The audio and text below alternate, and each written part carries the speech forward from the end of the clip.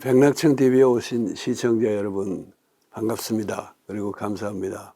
우리 대담은 찍어놓고 나갈 때까지 시간이 좀 걸립니다만은 제가 그 사이에 창작과 비평 봄호에 지난번 백낙천 TV에서 신년 칼럼으로 내보냈던 그 내용을 보완해서 실은 게 있어요. 제목은 여전히 변혁적 중독의 때가 왔다 하는 건데, 말하자면 그 글 이후로 최초의 좌담이 되는 셈입니다. 대담이 되는 셈입니다. 그래서 그 얘기부터 좀 시작을 해서 오늘 모신 분이 창비의 문학 출판을 담당하고 있는 전성희 부장이기 때문에 아무래도 문학 얘기를 주로 할 것 같습니다. 그럼 전 부장 자기소개 하시고요. 네. 예, 인사해주세요. 네, 안녕하세요. 저는 창비에서 편집자로 일하고 있는 전성이라고 합니다. 지금은 문학출판 일부에 소속되어 있고요. 그전에는 개간 창작가 비평 편집부에서도 여러 해 일을 했었는데, 그 기간에는 이제 백낙천 선생님께서 편집인으로 계시던 때도 포함이 되어 있습니다. 그때나 지금이나 이제 좋은 말씀들, 좋은 글들 많이 이렇게 전해주고 계신데, 오늘 이렇게 대면에서 대화를 나누게 돼서 긴장은 많이 되지만, 또 백낙천 TV 애청자 중 한 사람으로서 오늘 좋은 말씀 청해 듣고자 이렇게 나왔습니다. 불러주셔서 감사합니다. 오늘 대화는 이제 선생님께서도 언급하셨지만 창작가 비평 보모에 게재하신 덧글 중도와 개벽 세상으로 좀 열어보고자 합니다. 이 글은 개간 창작가 비평 홈페이지에 전문이 공개되어 있기 때문에 시청자분들께도 좀 일독을 권하고자 하고요. 몇 대목 짚어보겠습니다. 선생님께서 이번에 덧글에서 윤석열의 내란으로 한국 정치의 변칙적 사태가 엽기적 종말을 고하게 되었다는 판단은 남은 변수가 아무리 많다 해도 수정할 필요를 느끼지 않는다. 다만 내란 수계의 엽기적 행각이 추종 세력 응원 속에 지속된 것을 보며 내란의 성격을 다시 생각하게 된다. 이렇게 진단하신 바가 인상적이었습니다. 앞서 공개하신 신년 칼럼에서 이제 변혁적 중도 개념을 좀 작심하고 강조하겠다고 말씀하셨는데요. 내란으로 인한 지금의 혼란 상황을 우리가 슬기롭게 극복하기 위해서도 변혁적 중도가 좀 절실히 필요하겠다는 생각은 들고요. 또 한편으로는 내란 세력뿐 아니고 그들에게 동조하는 어떤 극우 세력의 목소리나 그 범위 규모가 계속 커지고 있는 현실까지 감안하면은 좀 뜻있는 시민들이 변혁적 중도의 기체 아래 좀 모일 필요가 더욱 커지지 않았나 그런 생각을 하게 됐습니다. 이제 변혁적 중도주의를 한 2006년쯤 처음 말씀하신 걸로 알고 있는데요. 그때만 해도 변혁과 중도 사이의 어떤 개념적인 간극을 좀 느끼는 사람들도 있었을 것 같습니다. 근데 이번에 내란 사태를 겪으면서 변혁적 중도라고 했을 때 우리가 누구나 다 뭔가 직관적으로 와닿는 바가 좀 더 많이 생겼을 것 같다는 생각이 들고요.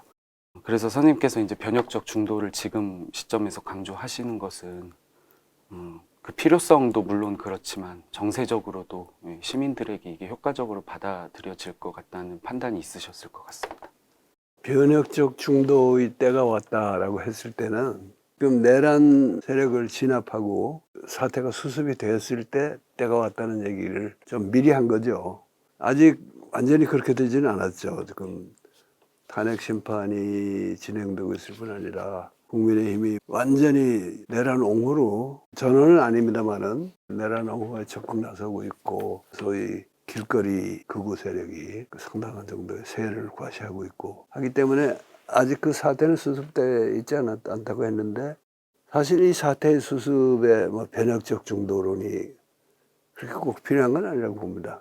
지금은 오히려 헌정 질서, 법치주의 이걸 지켜낼 건가 말 건가 하는 그런 좀 더 단순한 성격의 위기에 처해 있고, 요게 이제 수습이 되고 나면은 그때가 변혁적 중도를 제대로 공부하고 실천할 때가 왔다, 이런 뜻이었죠. 그래서 변혁적 중도라는 거는 지금 당장의 무슨 처방이라기보다는 앞으로의 과제라고 보는 게 좋을 것 같고, 근데 이제 변혁적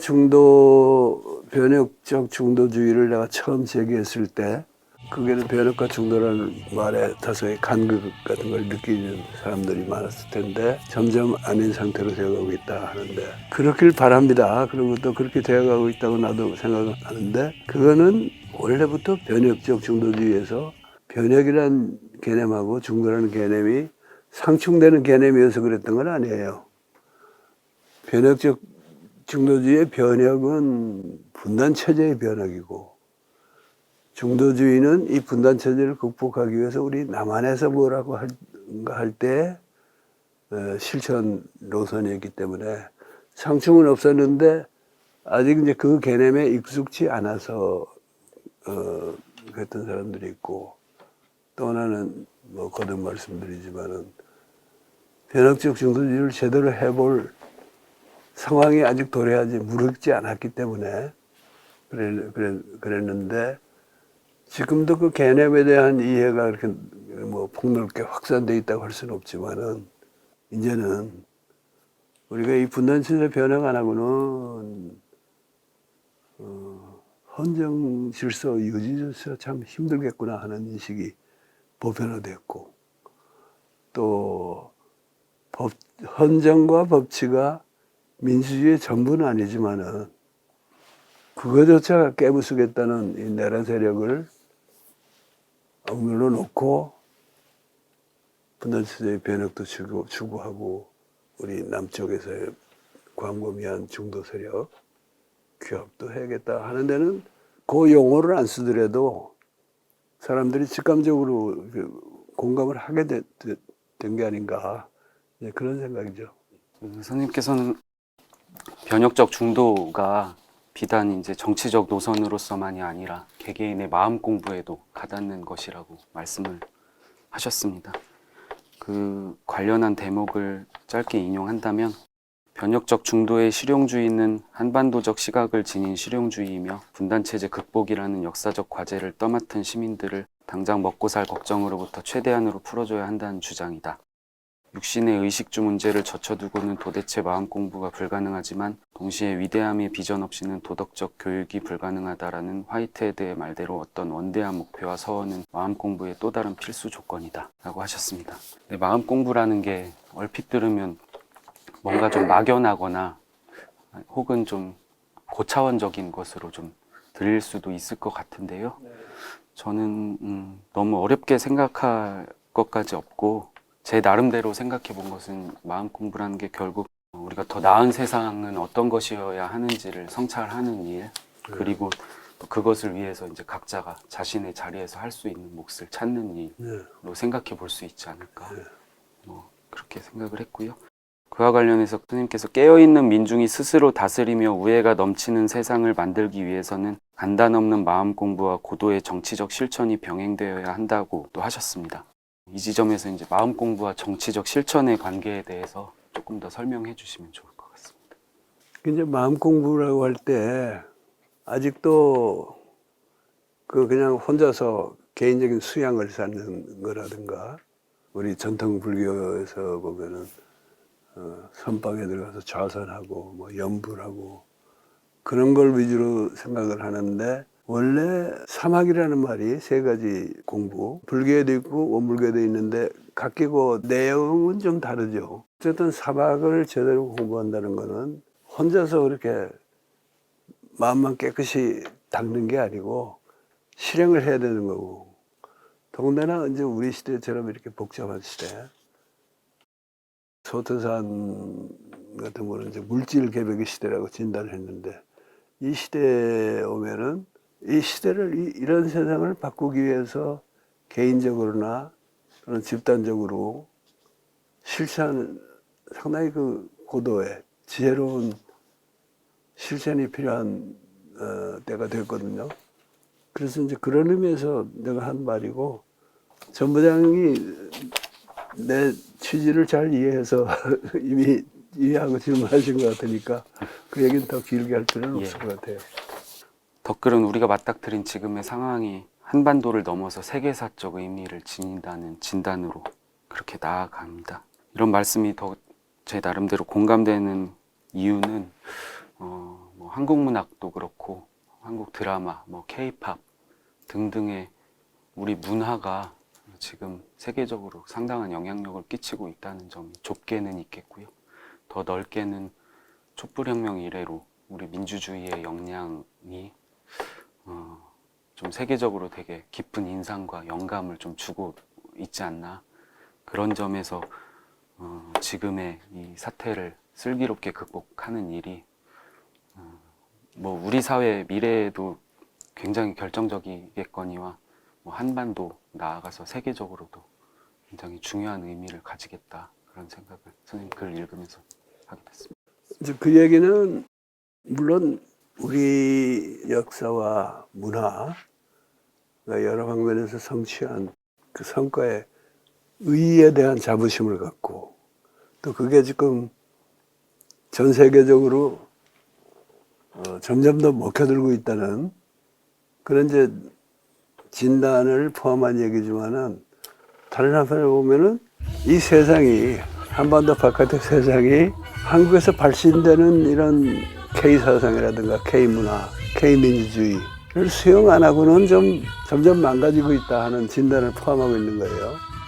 이제 세계라는 게 워낙 넓고 복잡한 데니까 내가 한국의 한 구석에 앉아서 함부로 뭐 세계가 어떻게 돌아간다 이렇게 말하기는 좀 조심스럽지만은, 그거를 나는 그 원래 신년 칼럼에서도 그랬고 거기 덧붙인 글에서도 우리 촛불혁명이라고도 하고 요즘 또 이제 빛의 혁명이라고도 하는 이 움직임이 세계적으로 상당히 고립된 현상이다 하는 얘기를 했잖아요. 그런데 이게 옳은 거라면은, 이게 세계에서 고립되고 있다 그러면은 세계가 잘못된 거 아니에요. 그런데 실제로 보면은 이제 소위 선진국이라는 나라에서는 미국도 그렇고 일본도 그렇고 유럽도 그래요. 한때는 그래도 유럽 민주주의가 미국 민주주의보다 낫다 하는 이제 그런 생각을 많은 분들이 했는데, 자기들의 그 민주주의적 자산도 많이 훼손되어 있고요. 뭐 미국 트럼프 당선 이후에 미국을 보면 단적으로 드러나지만은 사실 유럽도 그동안에 많이 망가졌습니다.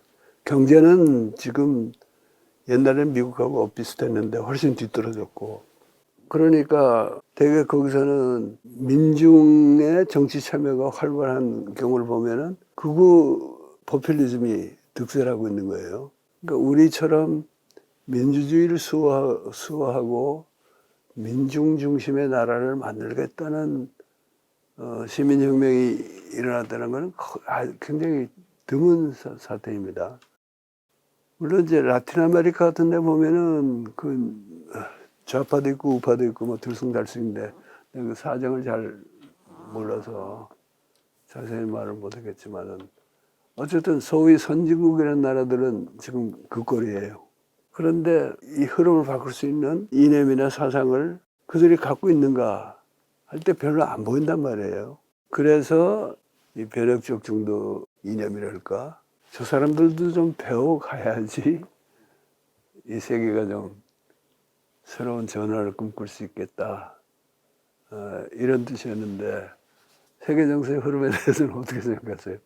지금 뭐 정말 세계가 많이 망가지고 있다는 예. 생각이 도처에서 발견되는 것 같고요. 뭐 여러 가지 전쟁이라든지 양극화라든지 기후위기, 그렇기 때문에 이게 단순히 어떤 좀 지역적인 제도를 바꾸는 수준으로는 정말 한계가 있다는 생각이 들고요. 세계 경제가 지금 어렵다고 그러는데 한국 경제만 어려운 게 아니잖아요. 근데 사람이 살림이 어려워질 때, 야, 이거 우리 이제 살림도 쪼그라들고 그러니까 있는 이 살림이나마 제대로 챙겨가지고 골고루 나눠 먹자. 그렇게 되면 이게 좋은 건데, 오히려 발전의 계기가 되는데, 지금 세계 흐름은 그렇지 않잖아요. 특히 그동안에 그래도 세계 자유무역체계라든가 뭐 이런 걸 만들고 일종의 패권 국가 행세를 했던 미국이 지금 완전히 안면몰사고 나오는 거 아니에요. 우리 뭐 동맹이고 패권이고 필요 없다. 우리가 다시 좀 잘 살아야겠는데, 그러려면 너희들한테 뜯어먹어야겠다. 그 내놔. 갈취하는 거예요, 지금. 갈취하는 보복하고. 그런 점에서는 완전히 망가진 세상이죠. 그런데 그 망가지기 이전에 가령 바이든 같은 사람이 동맹을 중시하고 뭐 자유무역을 그래도 살리려고 그러고 뭐 여러 가지 가치 예, 외교. 예, 소위 가치 외교, 가치 동맹 이런 걸 했는데 현재 미국 실력으로는 그걸 지탱할 수가 없는 거예요.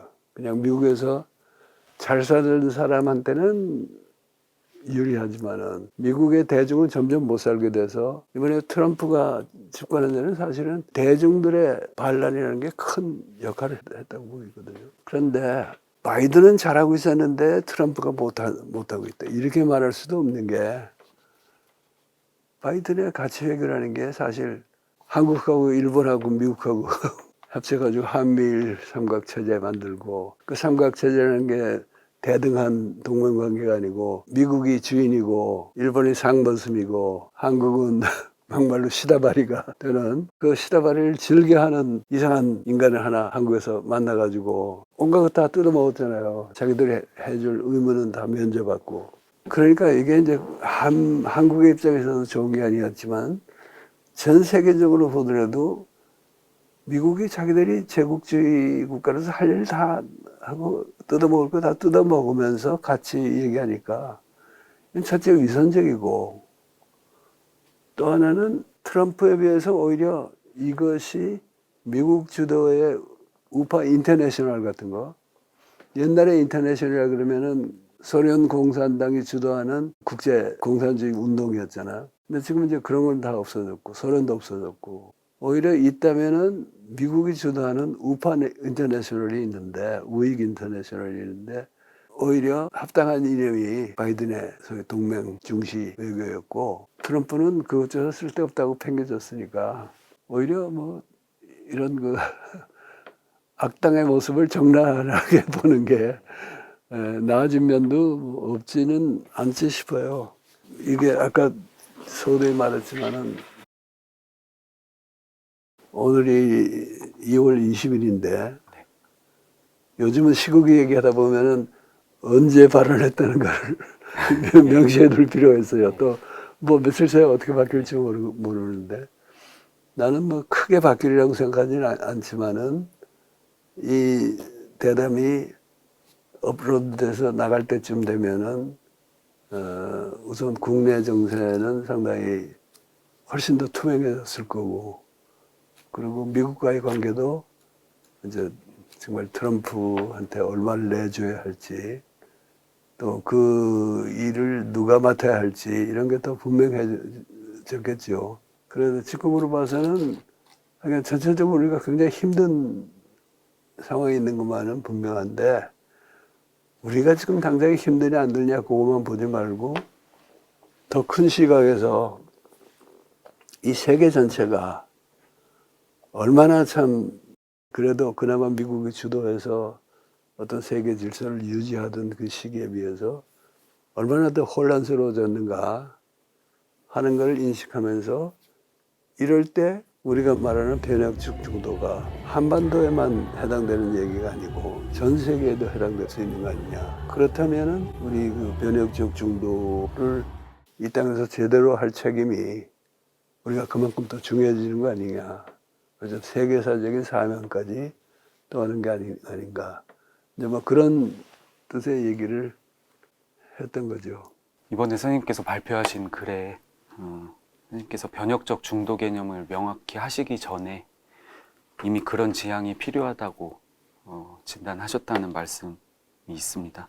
6월 항쟁 이후로 소위 NLPD 그리고 자유주의적 노선 이들 각자가 지닌 한계를 인식하면서 새로운 노선이 필요하다고 하셨다는 말씀이셨는데요. 변혁적 중도는 이제 앞으로도 다방면으로 논의하고 실천해야 될 필요가 있겠는데 오늘은 선생님께서 그 전에 일찍이 펼쳐오신 문학론에도 그런 지향이 좀 담겨 있었다는 것을 이야기해보고 싶습니다. 사실 6월 항쟁 이후로만이 아니라 그 이전에 말씀하신 내용에서도 그런 것들이 좀 담겨 있었다고 생각을 하고요. 특히 흥미로웠던 텍스트가 선생님께서 1985년도에 참여하신 80년대의 민족운동과 한국문학이라는 좌담입니다. 좌담에만 국한하지 않고 이제 거기 담긴 내용을 토대로 여러 가지 얘기를 해보고자 합니다. 이 좌담에서 이제 중요한 논점이 되었던 게 소위 민중성과 소시민성의 대립이었다고 생각이 들고요. 선생님께서는 이제 70년대 이래로 민족문학론을 쭉 펼쳐오셨고, 실제로 이제 그에 부응하는 훌륭한 성과들이 우리 문학에서 많이 배출되기도 했습니다. 그런데 이제 80년대에 들어서면서, 특히 80년대 중반쯤 지나면서는 그간의 그런 흐름들이 민중성을 충분히 담지 못하고 소시민적 성격을 지니고 있다, 이런 비판이 좀 일어났던 걸로 알고 있습니다. 요약해보자면 이제 그간의 종래의 민족문학론 내지는 70년대 이래 문학 작품들의 계급의식이 약하다, 그런 것이 이제 비판의 요지라고 할 수 있을 것 같은데요. 좌담에 참여하신 경제학자 박현채 선생도 그런 입장에 좀 서시기도 했습니다. 다만 박현채 선생은 이제 사회과학적인 접근을 하시다 보니까 민중운동이라는 큰 틀에서 이제 민중성을 사유하면서 계급적 지반을 다져야 한다는 취지가 좀 컸던 것 같고, 그러다 보니까 이제 문학 부문에서는 어느 정도 좀 열린 시각을 가지고 계셨던 것으로 저는 이제 좀 느껴졌는데요. 그러나 시간이 지나면서 이제 그것을 기반으로 해서 평단의 이제 소장 평론가들이 어떤 급진적인 입장을 가지고 문학장 안에서 본격적인 비판의 목소리를 좀 높였던 것 같고, 그런 움직임들은 좀 90년대까지도 이어졌던 것으로 알고 있습니다. 다만 선생님은 이런 비판에 대해서 좀 여러 차례 이제 부연 설명을 하시기도 했고요.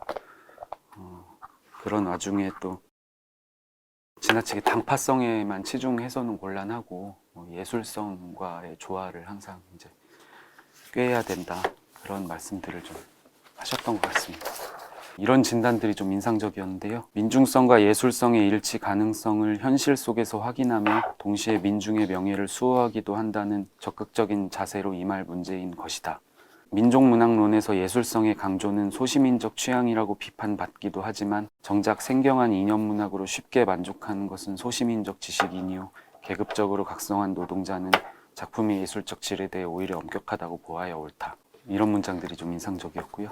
당시에 급진적인 이런 목소리들이, 그런 비판적인 목소리들이 그러나 이제 90년대를 경유하면서는 점차 줄어들게 됐고, 지금은 오히려 선생님께서 쭉 이제 일관된 입장을 견지해 오신 것에 주목할 수 있을 것 같습니다. 다만 이제 어떤 문학사 인식에 있어서 예를 들면 과거에 이른바 순수문학, 참여문학 그런 대립이 있었다, 그런 인식이 좀 단순화된 채로 지금까지도 좀 그런 인식들이 있는 것 같은데요.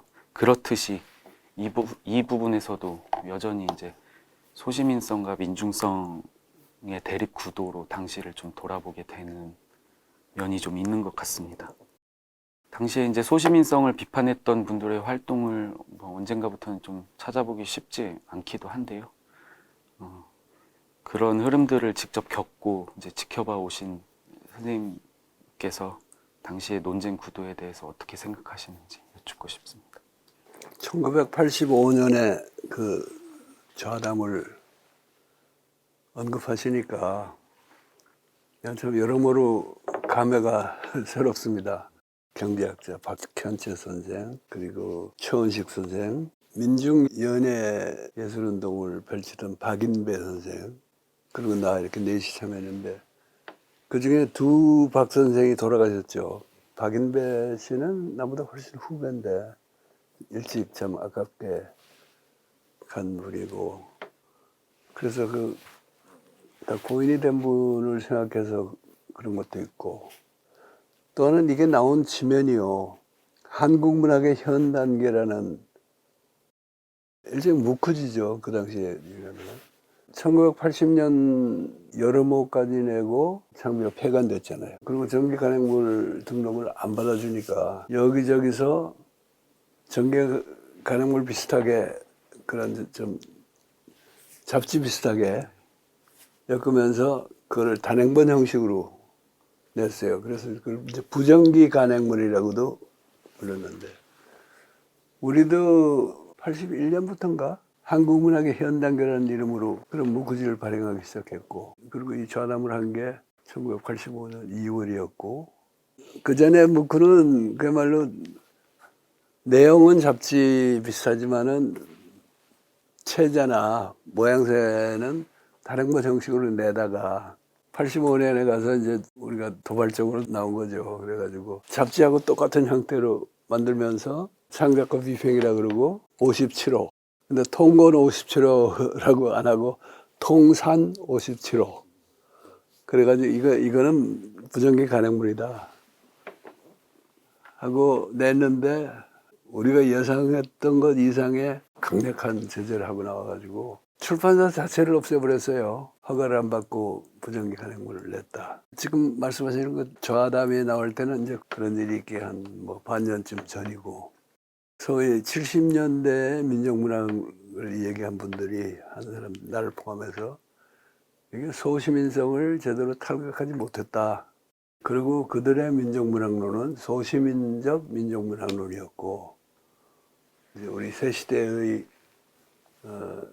부응하는 진짜 민중적인 민족문학론을 못했다. 그래가지고 여기저기서 비판이 많이 나왔습니다. 박현철 선생의 이 비판은 사실은 그런 젊은 비평가들보다 먼저예요, 이게. 거기다가 지금 돌이켜보면은 나하고 뭐 소장 비평가들하고 80년대에 뭐 논쟁을 했다 이런 말들 많이 하는데 논쟁을 할 게 없었습니다. 그들이 나를 이제 일방적으로 두들겨 패고 나는 또 맞고만 있지는 않고 일일이 답을 했는데 그 답은 못 들은 척하고 무시하고 또 딴 데 가서 또 두들겨 패고 이런 식이었고, 마주 앉아서 정말 오손도손 논쟁도 하고 대화도 한 거는 박현철 선생이 거의 유일했어요. 나는 지금 기억은 그렇습니다. 박현철 선생은 그 당시에는 대놓고 뭐 막스주의자다 이런 말 안 했지만 지금 뭐 그런 말 해도 상관이 없는데, 그분은 우리나라의 막스주의 또 전통적인 좌익운동을 했고 뭐 지리산에 가서 빨치산 활동도 소년 빨치산으로 활약도 했고 이제 그런 분이고, 나중에 하산에서 이제 뒤늦게 대학을 다니고 하면서도 사실은 그 정체성을 포기한 분이 한 번도 없어요. 그런데 80년대 후반까지는 되도록 대놓고 그런 얘기를 안 하시다가 이제 나중에 우리 창비가 낸 통산 57호에 사회구성제 논쟁이 시작되잖아요. 거기서 이제 국가 독점 자본주의론 그걸 주장하시고 점점 더 당신이 일찍부터 추구했던 그런 목표를 더 분명히 하셨는데, 여기는 이제 문학 예술에 관한 좌담이니까 그 얘기를 대놓고 안 했지만 여기도 뭐 읽어보면 분명하잖아요. 노동계급의 의식을 제대로 대변하는 문학이 나와야 될 텐데, 문학하는 백낙천이나 최원식이나 이 사람들이 문단의 기득권을 지키려고 자기들이 옳다는 소리만 하고 있다고 비판하셨는데, 그러나 굉장히 우호적인 비판이었어요. 크게 보면 동지적인 관계라는 걸 인정하시면서 그랬고, 뭐 개인적으로는 사실 박현철 선생이 나를 굉장히 사랑해 주셨습니다. 좋은 기억을 갖고 있는데, 민족문학의 민중성과 예술성이라는 내 글에, 그건 이제 86년의 글입니다. 내가 쓴 한마디를 인용했어요. 민중성과 예술성의 일치 가능성을 현실 속에서 확인하며 동시에 민중의 명예를 수호하기도 한다는 적극적인 자세로 임할 문제인 것이다. 나는 이게 상당히 중요한 문제고, 물론 나도 소시민성을 탈각 못한 점이 많다는 거야 내가 스스로 인정하지만은, 그래도 이런 목표를 갖고 일관되게 노력해왔다는 데는 자부심을 갖고 있는데요. 그러니까 소시민성과 민중성이라고 하는 거는 그 당시에 이제 박현철 선생 포함해서 쓰던 말이고, 또 당파성과 예술성이라는 표현도 쓰였죠. 네. 당파성. 사실은 내 입장에서는 이런 예술성 그리고 예술성과 민중성의 일치 가능성을 향해서 열려있는 민중의식이 아니면은 그건 제대로 된 당파성도 아니다라는 그런 인식을 갖고 있었어요. 이제 그게 훗날에 이후에 내가 이제 그런 식을 좀 더 분명하게 갖게 되는데 그 얘기는 좀 이따 하고 이 지점에서도 여전히 소시민성과 민주성의 구도로 당시를 돌아보게 되는 인식이 존재하는 것 같다 이렇게 얘기하셨는데 소시민성 문제보다도 나는 민중성 또는 계급의식에 대한 성찰이 80년대 어떤 그 고정된 이념에서 별로 진전을 안 했기 때문에 그런 것 같아요. 근데 요즘 그런 얘기 하는 사람도 많지는 않아요. 뭐 나를 욕하는 사람은 많지만은 소시민적 민족문화론자로 말하는 사람 별로 많지는 않은 것 같아요. 어떤 것 같아요, 요즘 상황이? 이 얘기를 언급했던 거는 이제 지금도 그런 비판이 있다는 것은 아니고 이제 문학사를 되돌아봄에 있어서 아까 선생님께서 일방적으로 공격을 당하셨다고 했는데 그렇듯이 이제 선생님께서 더 이렇게 자세하게 말씀하신 바는 여전히 좀 이렇게 희미한 상태로 남아 있고 그 당시의 어떤 계급의식 그런 것들이 이제 80년대에 이제 줄을 이룬다는 이제 관점에서 급진적이고 본질적인 그런 목소리들이 있었다. 그러니까 시대가 급박해져 가지고 문학을 하는 사람이라든가 운동하는 사람들의 전투적인 열정이 높아지면은 남의 말을 이제 안 듣는 경향이 생기잖아요. 자기 얘기만 자꾸 하고 그런 것이 분명히 있었던 것 같고 그러다 보니까 세상이 바뀌고 나니까 오히려 그렇게 큰 소리 치던 사람들이 상당 부분 잠잠해진 것도 있죠. 세상이 내가 이게 이제 85년 2월에 이 좌담을 했는데 그 후에 진짜 많이 바뀌었죠. 그러니까 그분들한테 중요한 일들이 많이 바뀌었습니다. 우선 박해천 선생도 그렇고 89년에 가서 베를린 장벽이 무너지고 소련이 붕괴하지 않습니까? 이건 전통적인 마르크스 레닌주의에 기대던 분들한테는 어마어마한 충격이었거든. 타격이었고 또 북한에 대한 인식이 많이 달라집니다. 박해천 선생 시기에는 NLPD라고 해서 그 NL과 PD의 대립이라는 게 별로 없었어요. 그거 생기는 게 학생운동권에서 이제 80년대 후반부터 그런 게 나오죠. NL과 PD의 대립이라는 건 근본적으로 북한이 과연 사회주의 국가냐 아니냐. 또 다른 한편에서 이제 소위 NL 쪽에서는 북이 그래도 통일을 지향하고 있고 사회주의를 표방하고 있는데 남한에서 민중민주주의니 사회주의 하겠다는 너희들은 뭐 그런 거 완전히 외면하고 학교에서 배운 게 아니라 학교 다니는 동안에 과외로 배운 일본 책 읽고 배운 그 막스 레닌주의의 기원주적인 글을 읽고서 그냥 북한은 무조건 나쁘고 통일 안 하고도 우리 남쪽에서 민중혁명 할 수 있다 그러는데 그게 무슨 진보냐 이제 이래가지고 NL하고 PD가 갈라지는데 박 선생의 경우는 NL, PD의 분리 이전입니다. 이분도 NL과 PD 노선이 남한에서 완전히 분리가 되고 북한이라는 존재를 어떻게 판단하느냐가 사회과학의 중요한 관심사가 됐기 때문에 이게 생긴 거거든요. 그런 북한에 대한 인식과 그로 인한 소위 진보운동권의 분열이 점점 가시화됐고 그 다음에 노동계급이라는 거에 대해서도요.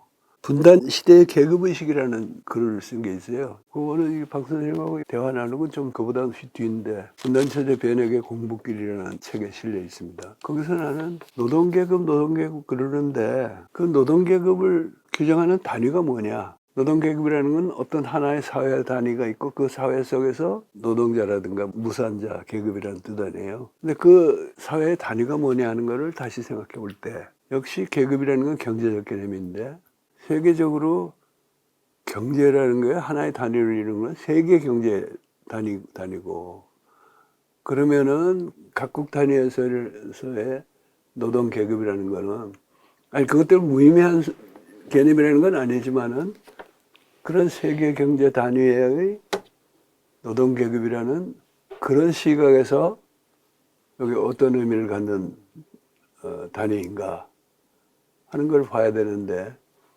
그게 아니고 뭐 남한이 완전히 완결된 하나의 사회 구성체인 것처럼 존재하고 남한 노동 계급을 얘기한다든가 하는 거는 옳지 않다는 생각에 이르게 됐는데, 물론 이제 그 전에 계급하던 것도 일국 단위의 계급을 설정해 놓고 그 단위들끼리의 소위 국제연대 인터내셔널을 강조했고, 박 선생님도 그런 분이지만은 한국에서는 또 한반도에서는 이게 복잡한 게 한국과 외국만 있는 게 아니라 남한과 북한도 있단 말이에요. 그러니까 이게 굉장히 복잡한 문제인데 거기에 대한 인식이 모자라지 않나 하는 게 이제 나 개인으로서도 점점 더 성찰을 하고 연말을 하는 문제가 되었고요.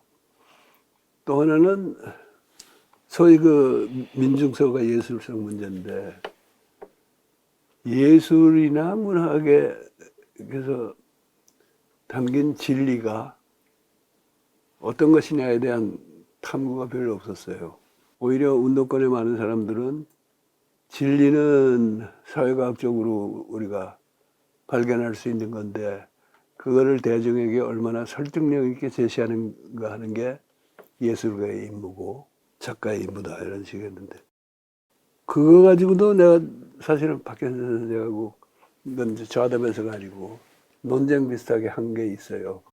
박 선생님이 처음에 문학과 경쟁가 하는 글에서 문학 얘기를 먼저 썼습니다. 그래서 거기에 대한 내가 반론 비슷한 걸 했고 또 박 선생님 반박을 하시고, 그래서 그 문제를 내가 조금 더 본격적으로 다루면서 박 선생 글도 인용해서 비판한 것이 작품 실천 진리라는 글인데요. 이 차단 바로 다음에 썼어요. 1986년에 나오죠. 지금 나의 입장은 뭐 아시겠지만은 사회과학을 포함한 과학이 규명하는 진실하고 문학이 그 나름의 일종의 정신 개벽을 성취하면서 도달한 진리하고는 같은 차원이 아니고, 문학 작품의 예술성이나 문학성을 우리가 훨씬 더 깊이 생각해야 된다, 이런 그런 입장에까지 와 있죠.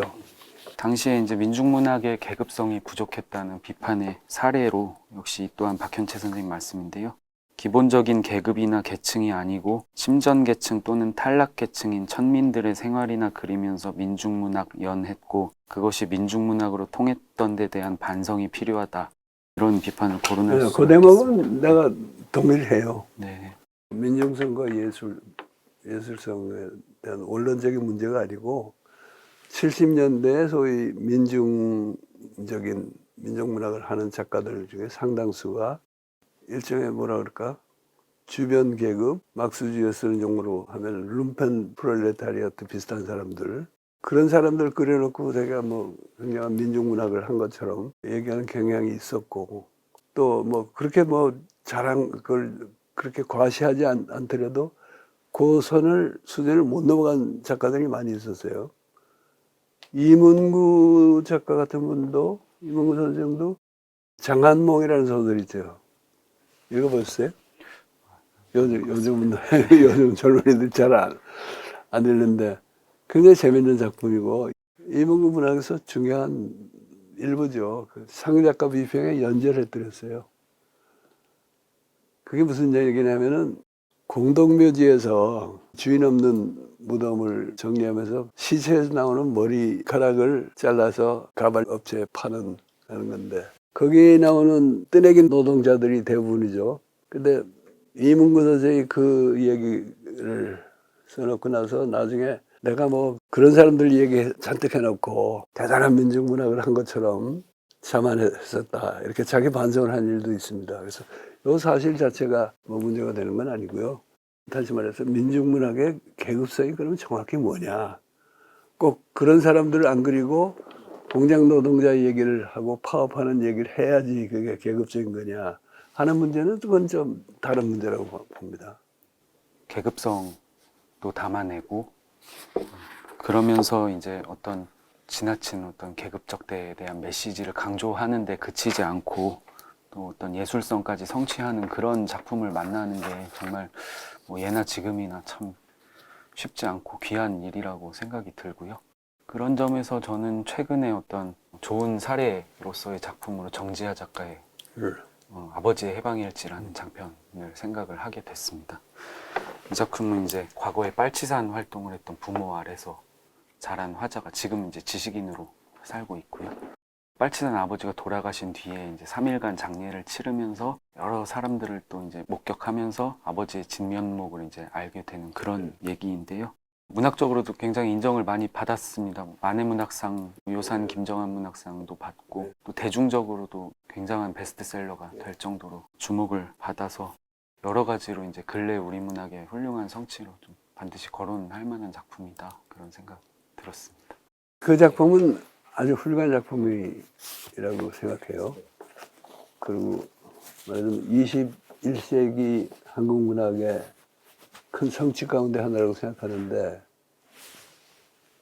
박현천 선생이나 80년대 우리 민족문학의 소시민성을 비판하는 사람들 입장에서 볼 때 어땠을까요? 어떨까요? 제가 이제 실제로 몇 번 이제 의견을 접한 바가 있기도 한데요. 네. 과거에 이제 좀 치열하게 사셨고 지금은 조금 연배가 있으신 분들의 의견인데, 말하자면 이제 80년대, 90년대 어떤 소장 평론가들과 비슷한 입장에 서셨을 것 같은 그런 분들이 말씀하시기를 조금 불편하게 느끼신 부분이 있대요. 예를 정지하 작가도 그런 얘기 했죠. 자기 아버지의 친구들은 이 작품 별로 안 좋아한다고. 왜냐면 옛날에 그 사회주의자를 말씀한다고 하고 그분들 약간 희화했다. 그분들 기준에는 안 맞았을 것 같아요. 그런데 나는 옛날식의 계급성 잣대로 이게 얼마나 계급성을 가진 작품이냐 이렇게 보는 것보다, 아까도 얘기했지만 소련이 붕괴하고 뭐 여러 가지 사태를 거치면서 그 당시 그분들의 역사 인식이랄까 세계사에 대한 전망이 사실은 틀렸잖아요. 또 그 충격을 많이 받았고, 뭐 내가 아는 가운데 중에서도 박신선 선생 자신도 그렇고 김남주 시인도 그렇고 그 소련 동구권의 붕괴가 엄청난 정신적 충격이었거든요. 그러니까 그걸 가지고 그분들이 옳았냐 그러냐 따지는 거는 의미가 없고, 그렇다고 해서 이분들은 틀렸다, 인생을 잘못 살았다 그렇게 보지를 않고, 그 아버지의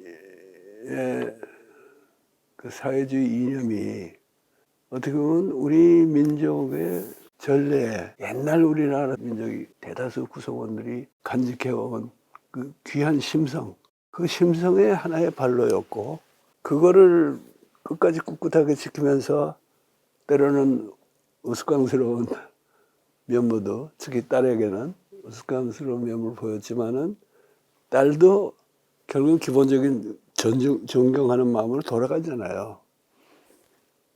그거를, 나는 그 지점을 우리가 읽어내는 게 중요하지, 이게 얼마나 노동계급의 계급성에 충실하냐, 이건 그야말로 낡은 질문이죠.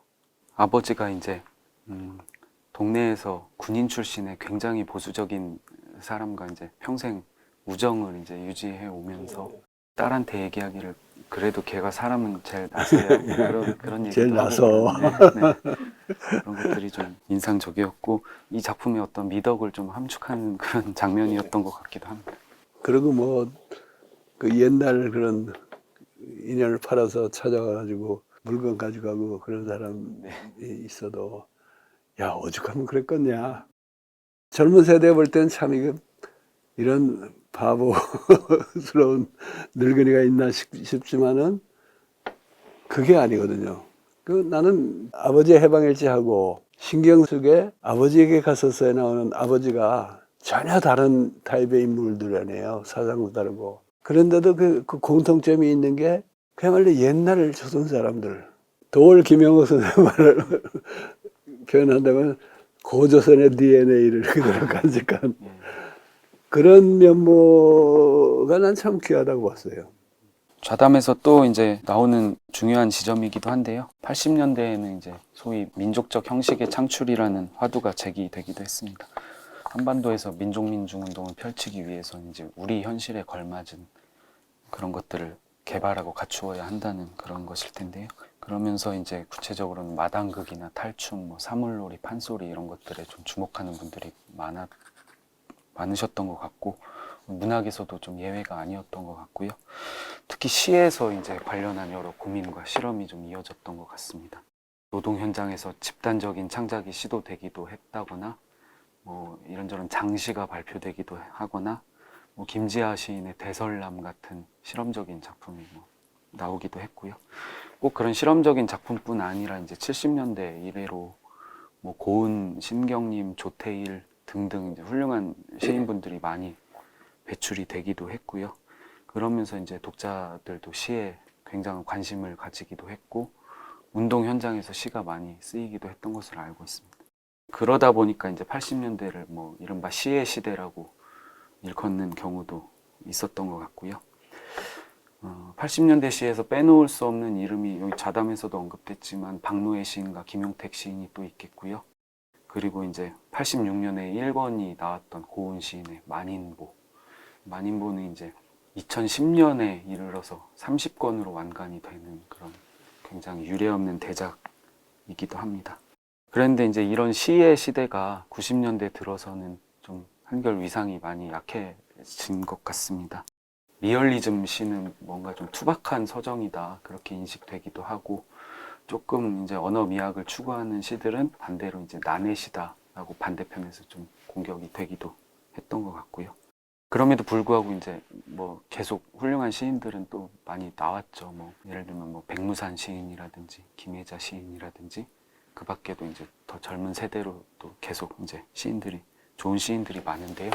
시와 관련해서 선생님께서는 그동안 많은 이제 시인들을 접하시고 만나시고 그러시기도 했고, 지금까지는 이제 만해문학상이나 백성문학상, 운영위원도 하시고 뭐 이렇게 읽어보시기도 하시고 그러신데, 이렇게 이제 오랜 세월 동안 우리 시가 뭐 양적으로 질적으로 이제 성장하는 과정을 쭉 지켜봐 오신 입장에서 특별히 이제 좀 거론할 만한 어떤 성과로 어떤 것들이 있을지.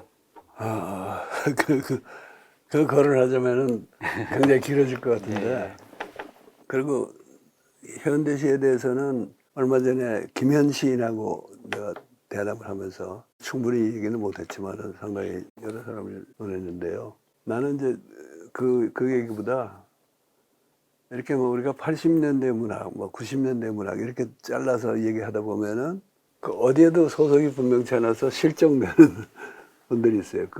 특히 이제 옛날부터 70년대 또는 60년대, 심지어는 50년대, 신경님이나 고은 선생 50년대 등단인데, 그래서 그때부터 꾸준히 활동해 본 분들이 80년대에 와서 집중적으로 그 젊은 평론가들의 규탄의 대상이 된 나 같은 평론가 말고는 별로 주목할 기회가 없어져요. 고은 선생 같으면은 80년대 초에 그분이 이제 감옥에서 나와가지고 정말 그때부터 굉장히 왕성한 활동을 하시고 훌륭한 작품을 계속 쏟아내고, 이 만인보라는 대작은 지금 지적했듯이 86년에 시작해가지고 이게 2010년에 이르러서 30권으로 완간이 됩니다. 그렇게 되면 이게 어느 연대 문학에 이걸 집어넣을까 하는 게 그 참 간단히 해결이 안 되는데, 평론가나 문학사가들이, 문학 연구자들이 간단히 해결 안 되면 그냥 안 다루는 경향이 있어요. 근데 이제 고은 선생의 만인보가 특히 80년대부터 나는 중요하다고 본 것이, 80년대만 해도 우리 장편 소설이 제대로 꼽히기 전입니다.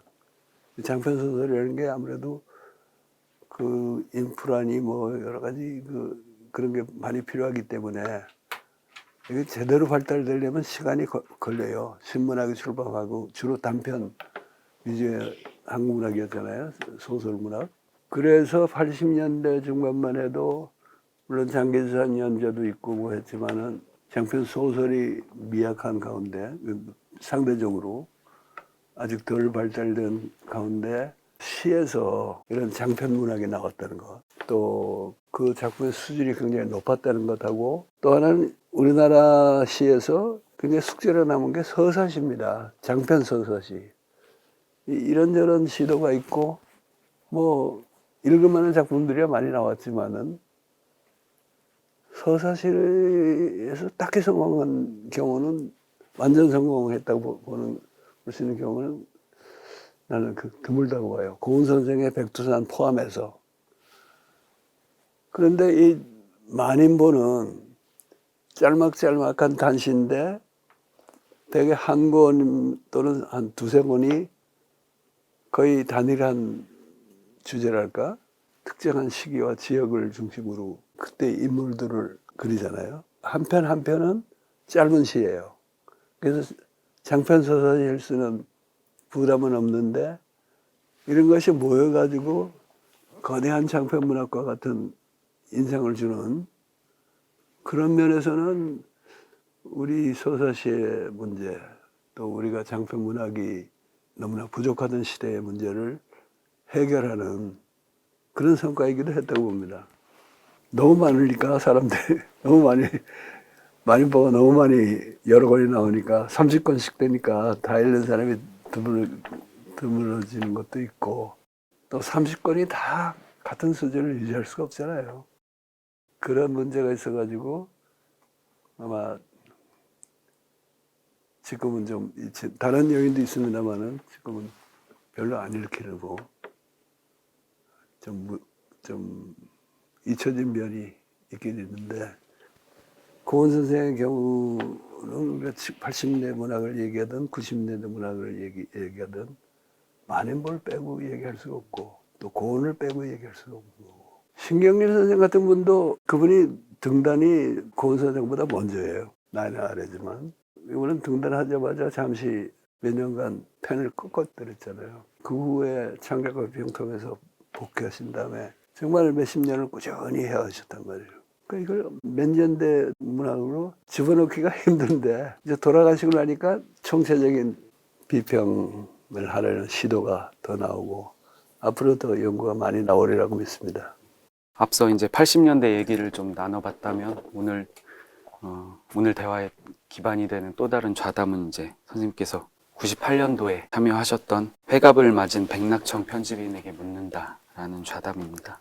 창작가 비평 98년 봄호에 수록되었다가 지금 백낙청 회화록 4권에 실려 있고요. 이 좌담에서는 이제 IMF 사태를 맞은 한국 사회에 대해서 여러 가지 논의들이 좀 흥미롭게 펼쳐지는데 오늘은 이제 문학 이야기를 위주로 좀 짚어보겠습니다.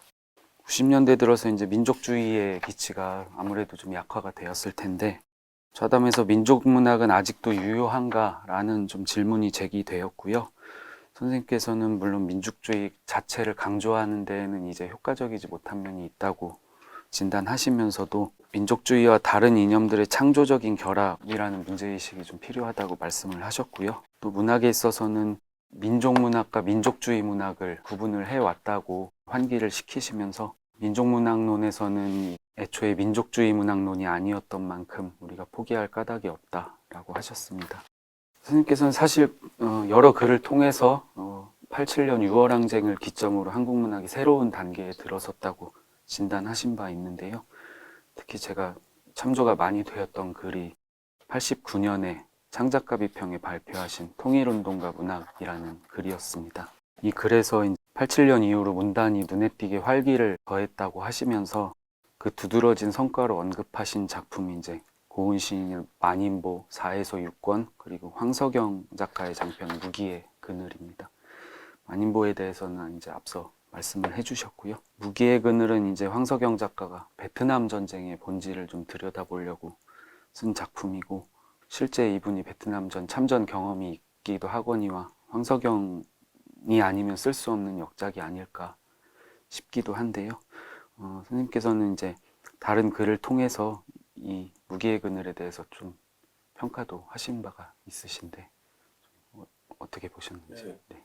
무기의 그늘이 처음에 국내에서 연재를 시작했다가 뭐 끊어졌다가 하여간 여러 가지 곡절을 거쳐서 황석영 씨가 해외 망명하고 있는 상태에서 완간이 돼서 나왔어요. 단행본으로. 그리고 그해 우리가 만해문학상을 수여했고요.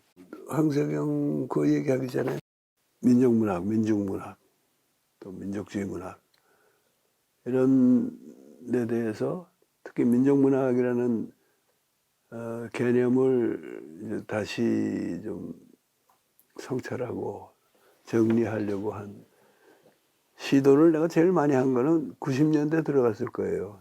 조금 아까 말씀하신 89년에 쓴 그 글 통일운동과 문학, 또 그 88년 한 해 전에 쓴 오늘의 민족운동과 민족문학이라는, 거기서 한국문학이 세 단계에 들어섰다고 본다, 이런 주장을 펼쳤는데, 세 단계에 들어섰으면은 이제까지 우리가 말해온 민족문학이라는 건 또 이 세 단계에 걸맞게 어떻게 다시 정의할까 하는 문제에 봉착을 했고, 그 작업을 사실은 90년대 들어와서 더 본격적으로 했다고 생각해요. 그래서 이 책이 2006년에 나온 책입니다만은 2006년에 이 책을 내면서 서장이 민족문학, 세계문학, 한국문학 이렇게 돼 있어요. 이거는 잡지에 실린 적이 없고 이 책에만 책을 내면서 새로 쓴 서장인데,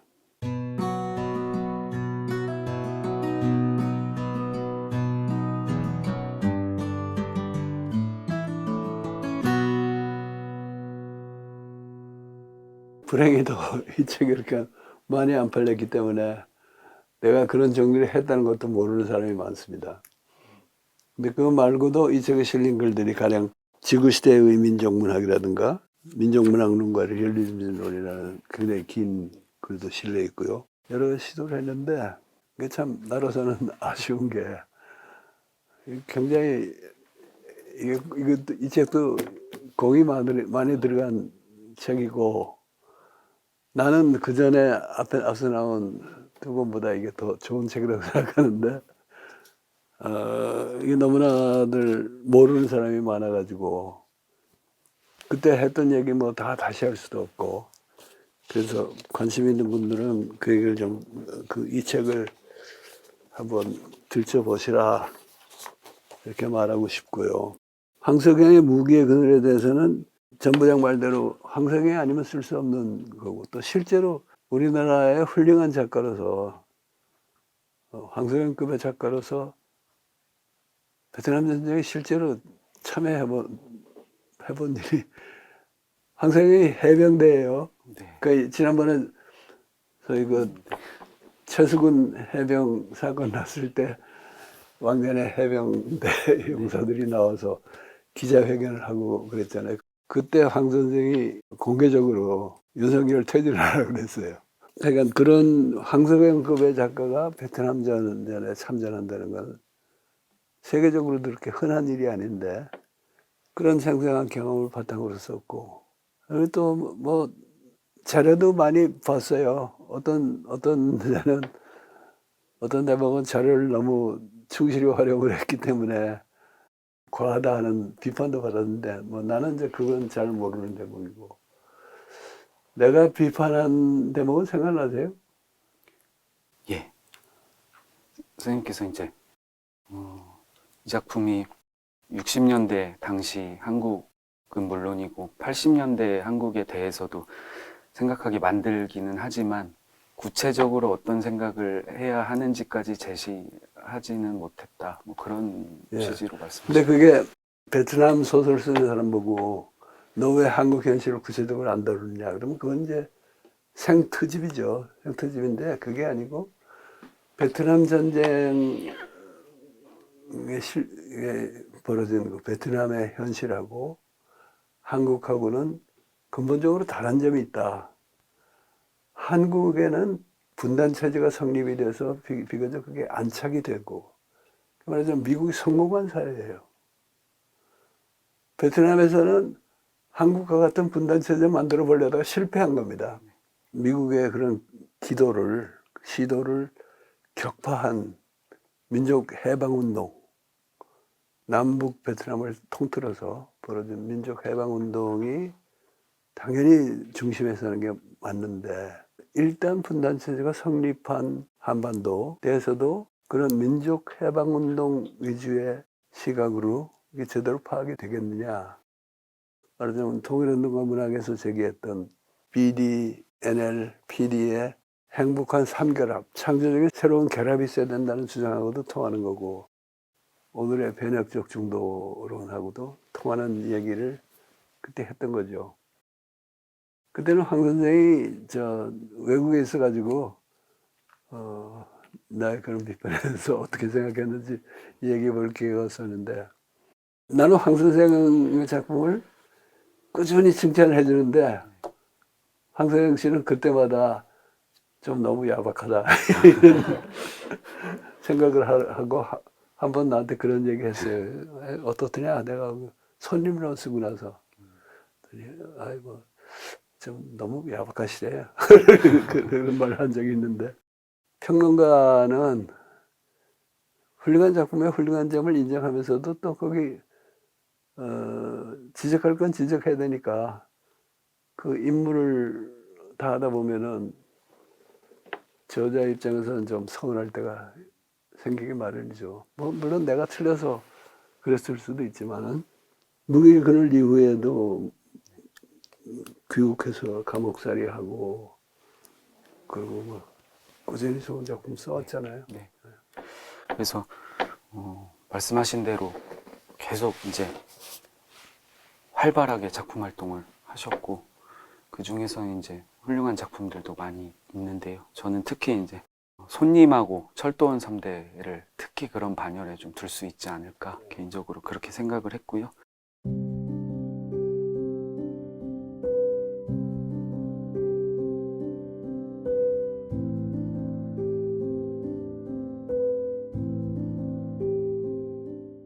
황석영 작가님은 선생님께 조금 야박하다고 느끼셨을지 모르지만, 제가 선생님 그 손님론 읽었을 때는 굉장히 자상하고 이렇게 높게 평가하셨다는 인상을 받았습니다.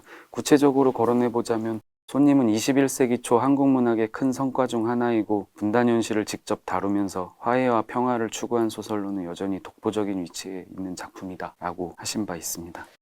다소간의 비판적인 지적하신 것 중에서 제가 조금 인상이 남았던 거는 작품 속 유령에 대해서 선생님이 말씀하신 게 기억에 남는데요. 유령이 유령답지 못하다, 그런 말씀을 좀 하셨고. 네, 그건 나만 하는 얘기가 아니고 여러 사람이 그렇게 네, 얘기했죠. 네. 그리고 또 존재감을 가진 여성 유령이 없다는 점. 그거는 나 말고 지적한 사람이 별로 없어요. 예. 귀신으로 나오든 아니면 살아있는 인물로 나오든 여성이 별로 안 나와. 억울하게 죽은 여성들이 있거든요. 그 사람들도 귀신들 등장해서 뭐 세미나비스하게 할 때도 나와가지고 자기 그런 거 호소하는 장면이 없어요. 그거는 우리 백지연 씨가 여성이니까 나중에 그 점을 발견하고 그때 이미 하셨더라 라고 좀 알아준 적이 있는데, 그 얘기는 별로 많이 안 하는 것 같아요. 그 부분이 좀 더 흥미로웠던 이유는 철도원 3대에도 이제 유령들이 등장하는데 한결 좀 양상이 변화됐다는 느낌을 받았습니다. 예를 들면 이제 현재 시점에서 이진호라는 노동자가 이제 고공 농성을 하고 있는데 계속 이제 여러 유령들이 수시로 등장을 하지 않습니까? 돌아가신 할머니라든지 어릴 적 친구, 함께 투쟁하다가 이제 유명을 달리한 그런 동료, 그런 분들이 등장을 하면서 과거의 이야기와 자연스럽게 좀 연결 지점을 만들어내기도 하고요. 물론 그들 각자의 사연도 이제 담겨 있고, 이제 이진호라는 사람의 투쟁에 이제 격려가 되기도 하고요. 또 이제 여성 유령이라는 측면에서 보면 이제 주한댁, 주한댁이라는 존재가 굉장히 큰 존재감을 가지고 있는데, 뭐 이제 이 주한댁이라는 유령은 조상이 집안을 보호해주는 그런 조상의 은덕으로 느껴지기도 하고요. 때로는 뭔가 영웅적인 설화에 가까울 정도로 그런 에피소드들이 등장을 함으로써 우리 전통의 민담을 적재적소에 활용한다는 이 작품의 특장도 이제 배가하는 그런 효과를 보였던 것 같습니다. 우선 여성하고 관련해서 보면 철도원 3대에는 중요한 여성 행위자들이 많이 나오죠. 뭐 주한택도 있지만은 운동가들 중에서도 여성의 역할이 굉장히 중요하잖아요. 그래서 그 점에서 진전이 확실히 있었죠. 주한택은 물론 살아있을 때도 녹록지 않은 인물이었지만은 나중에 죽은 다음에 필요할 때가 되면은 유령인지 뭔지 나타나가지고 많은 사람 도와주고 그런단 말이에요. 그래서 그 유령을 다루는 것도 달라졌는데 나는 그 차이가 손님의 유령들은 유령답지 않다가 갑자기 철도원 3대에 와서는 유령다운 유령이 나타나는 게 아니고 작가의 태도가 달라진 것 같아요. 작가가 손님에서는 정말 유령을 상당히 진지하게 제기해 놓고 뭐 유령들 간에 회의도 하고 뭐 토론도 하고 하는 걸 하다 보니까 이게 무슨 귀신들이 세미나 하는 거야 하는 비판도 받곤 했는데 철도원 3대에서는 유령 얘기를 하면서도 이게 유령 거 못 믿겠어? 그럼 말고 아니면 말고 누가 손해냐? 안 믿는 독자들 당신들이 손해지 나는 괜찮아 이런 좀 넉넉하다면 넉넉하고 그런 태도로 바뀐 게 그 좋은 점이고 황석영 씨가 최근에 와서 주장하는 민담 리얼리즘 황석영의 소설을 가지고 외국에서 뭐 이게 라틴 아메리카의 마술적 리얼리즘이다 뭐다 하니까 이게 마술적 리얼리즘하고 또 다르잖아요. 황석영의 스타일이. 황석영이 나는 마술적 리얼리즘 아니고 민담 리얼리즘이다라고 했는데 민담 리얼리즘이라는 게 그게 민담이라는 게 좀 그렇잖아요. 그 뭐 듣는 사람이 믿고 싶으면 믿고 말고 싶으면 말고 나는 그냥 얘기 재밌게 그렇게 할 텐데 안 믿으면 너희 손해지 나는 아쉬울 거 없어 하는 그런 좀 널널한 태도가 들어갔는데 지금 황석영 선생이 쓰고 있다는 그 제목이 뭐 정해졌나? 가제로 할매라고 예. 붙어 있습니다. 그 제목은 또 뭐 작가가 바꾸면 언제든지 바꿔내는 거니까 가제라는 말이 맞는데 그 할매라는 너무 길지도 않은 소설이라 그러죠. 네. 거기에 아마 그런 민담 리얼리즘의 진면모가 더 드러나지 않을까 나 기대하고 있어요. 올해 출간 예정이어서 예, 예. 네, 저희도 많이 기대하고 있습니다. 그전 작품에 비해서 그 유령 문제나 뭐 여성에 대한 좀 경시 이런 문제 많이 시정됐는데 애초에 우리가 시작한 변혁적 중도론의 입장에서 보면은 이걸 어떻게 봐야 될까? 어떻게 보세요? 그거하고는 연결이 안 되나? 억지로 갖다 붙이는 건가? 조금 더 생각해야 될 것 같습니다. 그게 그러니까 이게 변혁적 중도론이라는 거는 분단 이후에 분단 체제의 변혁을 목표로 하는 중도주의라는 점에서는 이 철도원 3대에 적어도 앞에 두 세대에는 해당이 안 되는 얘기죠. 이 소설에서 몸통을 이루는 얘기는 일제시대의 적색노조 운동 아니에요. 공산주의 노동운동이고 그 해방 이후에 전평이라고 그랬나? 급진적인 노동운동이 계승됐다가 당국이 그걸 깨부시고 지금의 한국노총이 됐고 그러다가 이제 오랜 동안의 노동운동과 민주화운동을 통해서 민주노총이라는 게 따로 성립하고 인정을 받게 된 게 우리 노동운동의 역사인데 특히 일제시대에 보면은 한반도 인구의 대부분을 차지하는 농민 얘기가 빠져 있어요. 물론 그때도 적색 농민운동도 있었습니다. 소작쟁이도 있고 그렇지만은 그 이제 노동운동 이야기를 쓴 사람 보고 왜 농민 얘기 안 했냐 하는 건 그건 역시 그냥 트집 잡는 이야기인데 요는 농민운동 얘기를 썼든 안 썼든 우리 인구의 뭐 한 8할 정도가 농민이었고 그 중에 적색 농민운동은 극히 일부의 인사들이 한 건데 그들의 존재를 민족해방운동의 과정에 얼마나 중요시 했느냐 또 그들까지 포함하는 민족적 대단계랄까 통일된 항일 전선을 구성하기 위해서 그들의 역할을 어떻게 볼 거냐 하는 데 대한 인식은 있어야 된다고 봐요. 그 작가가 어떻게 표현하든 간에. 근데 변혁적 중도주의론에서 최근에 최근 몇 년 사이에 나 스스로 좀 이걸 확장한 게 일제시대로까지 그걸 소급 적용하는 노력을 해오지 않습니까?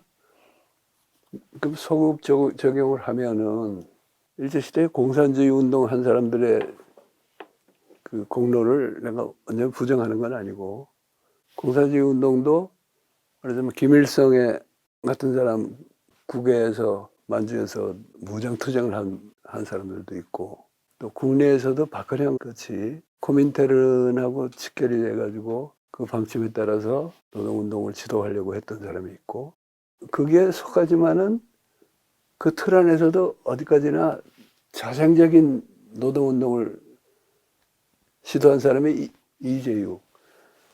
그 얘기가 나오죠. 철도원 3대. 그리고 황성영 작가는 이재율을 박헌영보다도 높이 평가합니다. 나는 이제 그런 거는 참 이 소설의 중요한 면이라고 봐요. 이재율이라는 분이 뭐 일찍 죽긴 했지만은 무언가 현장을 모르는 국제운동본부에서 시키는 대로 하는 운동이 아니고 이 현실에 맞는 운동을 하려고 노력을 했고, 코민테른에서는 박헌영을 지도자로 지목했지만은 그걸 완전 거부하지 않으면서도 하여간 그 틈새에서 뭔가 해보려고 노력했는데, 그런 게 철도원 3대에서 아주 실감나게 그려져 있죠. 그러나 변혁적 중도주의를 일제시대에 소급 적용한다고 할 때 김일성이나 박헌영이나 이재유의 활동을 우리가 폄하해서는 안 되지만은, 내가 생각하는 그때 우리가 이렇게 해서 변혁적 중도주의가 다수 세력이, 중심 세력이 됐으면 좋겠다 할 때 꼽는 분들, 가령 도산 안창호라든가 몽양 여운형이라든가 또 문인 중에 만해나 벽초 같은 분, 종교인 중에서는 의암 손병희, 소대산 박중빈, 이런 분들하고는 좀 다른 성격의 운동이거든요. 근데 그게 전부를 다 아우르는 그런 중도 세력이라는 건 불가능했어요. 이민족이 참 강제 점령하고 통치하면서 조금만 뭐 해도 다 탄압하고 하는 판에 그것이 주류가 될 수는 없었지만은 주류가 되었으면 좋았을 것이다 라고 생각되는 그런 흐름을 우리가 지금 좀 새로 인식하고 그 연장선상에서 뭘 해볼 필요가 있다고 보는데, 그런 점에서는 철도원 3대는 거기 뭐 도산 노선이라든가, 소도산 노선은 물론이고 도산이나 몽양 그 노선은 별로 안 나온단 말이에요. 그래서 그런 점에서는 철도원 3대가 그 시대의 민족사를 정리하는 데 있어서 어느 정도 편향된 면이 있다. 그리고 그러다 보니까 일제시대 적색 노조운동을 그대로 개성한 건 아니지만 그 흐름에서 태어난 게 지금의 이제 강성 노조들인데, 지금 강성 노조가 정말 이 사회의 변혁을 위해서 원만한 활동을 하고 있느냐 하는 문제의식이 충분히 안 들어가 있다. 나는 이제 그런 좀 아쉬움을 느끼긴 합니다. 87년 이후에 한국 문학이 이제 새 단계로 들어섰다고 말씀하신 배경에는 이제 여러 가지 뭐 작품의 성과도 있겠지만 당시의 사회 현실에 대한 인식도 결부가 되셨으리라 생각을 하고요.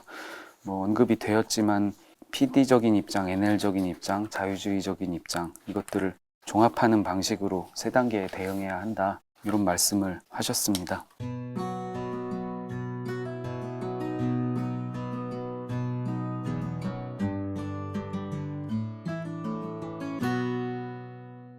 지금 봐서는 이게 굉장히 상식적이고 균형적인 입장이라는 생각이 들고요. 뭐 당시의 표현이라면 변증법적인 사고라고도 할 수 있겠고, 뭐 또 다르게는 이제 중용의 묘가 담겨 있다, 그런 생각도 저는 좀 들었는데, 그러다 보니까 저는 이제 그 변혁적 중도의 시각이 이 당시 문학론에도 이미 담겨 있었구나, 그런 생각을 하게 됐고요. 다만 당시에는 자칫하면 이들 모두로부터 조금 공감을 잘 못 살 수도 있었을 것 같은데, 선생님께서 굉장히 자신 있게 그런 문제를 제기를 하셨던 것 같습니다. 이제 변혁적 문학 이야기를 하면서 변혁적 중도를 이제 같이 얘기하는 것은 좀 오늘 대화의 맥락에서 있었긴 한데 이것을 좀 명시적으로 이렇게 시도했던 거는 저는 잘 못 봤던 것 같아서 한 번 더 이제 재차 여쭙고 싶은데 그런 입장이 이제 지금의 변혁적 중도 입장으로 이어지는 것으로 인식을 해도 될지 궁금합니다. 87년 이후로 세 단계가 시작됐다 이런 말씀을 하시는데 그게 아주 틀린 얘기는 내 입장을 아주 왜곡한 얘기는 아니지만은 그것도 좀 오해를 할 수 있는 그거예요. 그 맥락에서 보면 이제 80년대 초반에 이미 우리 민중문학이 세 단계에 들어섰는데 왜 소시민적인 민족문학론자들이 그걸 인정 안 하려고 하느냐 이렇게 몰아붙일 때 내가 85년에 쓴 민중문학의 세 단계라는 글에서 지금 우리가 세 단계에 임박해 있지만 아직 세 단계에 진입한 건 아니다. 가령 박노해 같은 사람 시인의 등장이 굉장히 의미 있는 거지만은 그것만 가지고 세 단계라고 말할 수는 없다. 이제 이런 주장을 하다가 87년 6월 항쟁이 1차적인 성공을 거둔 이후에 자, 지금부터가 세 단계다 그랬는데 이 문학사의 단계라는 게 일반 역사에서처럼 어떤 큰 사건이 일어난 그날을 기준으로 세 단계다 이렇게 분류가 안 되잖아요.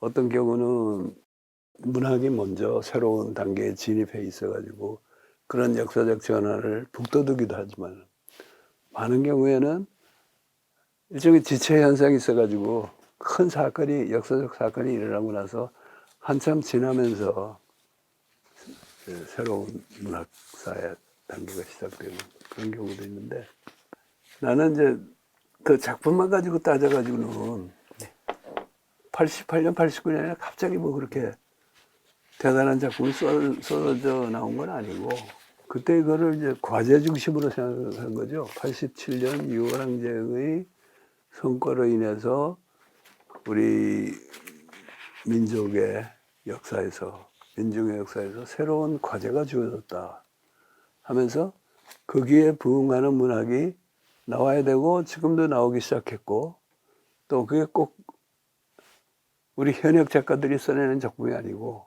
옛날에 나온 작품인데 금기가 되었다가 87년 이후에 그런 금기가 풀리면서 그런 임꺽정 같은 작품도 그렇죠. 그런 것도 다 새로운 단계의 증상으로 봐야 된다 하는 그런 얘기니까 이게 87년을 계기로 뭐 새로운 단계를 딱 시작한 것처럼 얘기하는 거는 조금 뉘앙스가 다르다는 말씀을 드리죠. 선생님은 이제 소설에 있어서 장편 소설의 중요성을 또 강조를 많이 하셨고요. 또 다른 측면에서 이제 각성된 노동자의 눈 이런 기준을 제시를 하셨습니다.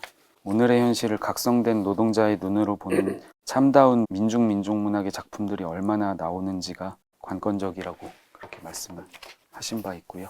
또한 그간에 이룩된 주목될 만한 문학적 성과가 흔히 노동 현실이나 노동자 의식과 무관한 채로 이루어졌다는 사실은 단순히 노동문학의 부재를 뜻한다기보다 차원 높은 민중운동의 결여에 따른 본격적인 장편문학의 부재를 말해주는 것이다. 이렇게 말씀을 하신 바 있습니다.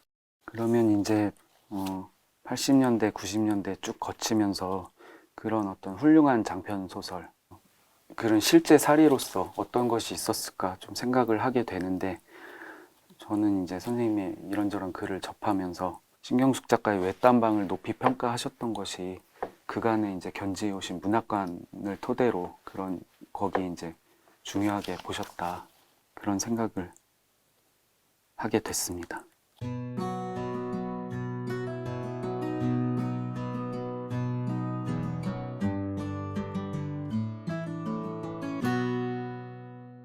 저는 이제 대학 새내기 시절에 이 작품을 읽었는데요. 뭔가 엄청난 작품을 내가 읽고 말았다 그런 생각도 들었고 그리고 그런 비평적인 식견은 없지만 이 작품이 문학사에서 분명히 중요한 작품으로 자리매김하지 않을까 그런 생각을 하게 됐는데 그러다 보니까 이제 당시에 이제 선생님이 이 작품을 높게 평가하신 것에 대해서 문단 일각에서 약간 갸우뚱해야 하는 시각이 있었다는 것을 뒤늦게 알고 조금 의아하기도 했습니다. 왜 그랬지? 그런 생각을 하게 됐고요. 선생님께서 외딴방이 묻는 것과 이룬 것이라는 글에서 이런 말씀을 하셨는데요. 외딴방에서 작가는 자신을 변화시키면서 하계숙과 희재 언니를 포함하는 우리들에게 인간으로서의 위험을 부여하는 엄청난 일을 해내었다. 그러나 저자 스스로 다짐하듯이 이 작업은 결코 완결된 것이 아니다. 이런 말씀에도 중요한 함의가 좀 있다는 생각이 들었습니다. 근데 어쨌든 세간에서 볼 때는 신경숙 작가는 이제 섬세한 작품 세계를 가진 그런 소설가로 알려져 있었는데, 그런 신경숙 작가의 작품을 노동문학의 빼어난 성과로 이제 평가하신 것에 대해서 조금 불편해하는 시각도 있었던 것 같은데요. 그런 것에 대한 부담은 좀 없으셨는지. 신경숙의 외딴방을 노동문학의 성과로 먼저 평가한 분은 남진우 네. 평론가였어요. 시인이고 평론가. 그분이 이 외딴방 초판이 나왔을 때 95년이죠. 90 거기 해설을 쓴 분이 남진우 씨입니다. 그걸 노동문학으로 평가한 게 뭐 내가 갑자기 내가 독창적으로 한 건 아니고, 그런 얘기는, 그리고 소설 자체가 그런 얘기를 할 만한 충분한 소지가 있잖아요. 그래서 거기에 대한 큰 시비는 나는 지금 기억이 안 나고, 내가 신경숙을 알아본 게 좀 늦었어요. 80년대 말에 활동을 시작했는데 그때 모르고 있다가 풍금이 있던 자리라는 단편집 나오고 그 후에 잇따라 잡지에도 실고 창비에도 단편 발표하고 그랬는데, 그리고 이제 그런 그때 입장을 정리해서 발표한 게 지구시대의 민족 문학이라는 글입니다. 이 책의 첫머리에 실려 있는 93년도 평론인데 외딴방 이전이에요. 그때는 신경숙이 외딴방 같은 노동자의 세계를 그리는 소설도 쓰기 전이고 하니까, 그리고 소설에서 신경숙이라든가 시에서 김기택이라든가 소위 민족문학 진영의 일원으로 인정받지 않던 사람을 인정하는 것에 대해서 내 주변에서 말이 좀 있었어요. 왜 뭐 굳이 그런 사람이 얘기하느냐, 우리도 애쓰고 있는데, 뭐 이제 그런 게 있었는데, 각성된 노동자의 눈이라는 얘기는 내가 80년대 했고, 이 책에 90년대 글 중에 이제 그게 다시 언급이 됩니다. 근데 그게 이제 신경수와 관련해서 얘기하자면은 80년대에서 각성한 노동자라 그러면 소위 선진 노동자라 그래가지고 의식화된 노동자, 특히 파업을 주도하고 하는 노동자들을 말을 했어요. 근데 그런 관점에서 보면은 외딴방에도 물론 노조운동하는 사람이 나오긴 나와요. 나오지만은 외딴방의 작가는 전혀 각성이 안 된 작가죠. 그래서 나는 그 각성된 노동자라는 거는 물론 이제 파업을 하고 주도하고 하는 노동자 중에서도 의식 수준이 높고 또 그야말로 진정한 당파성에 근접한 사람은 있지만은 나는 그게 각성의 표준이 될 수는 없다 하는 주장이 있거든요.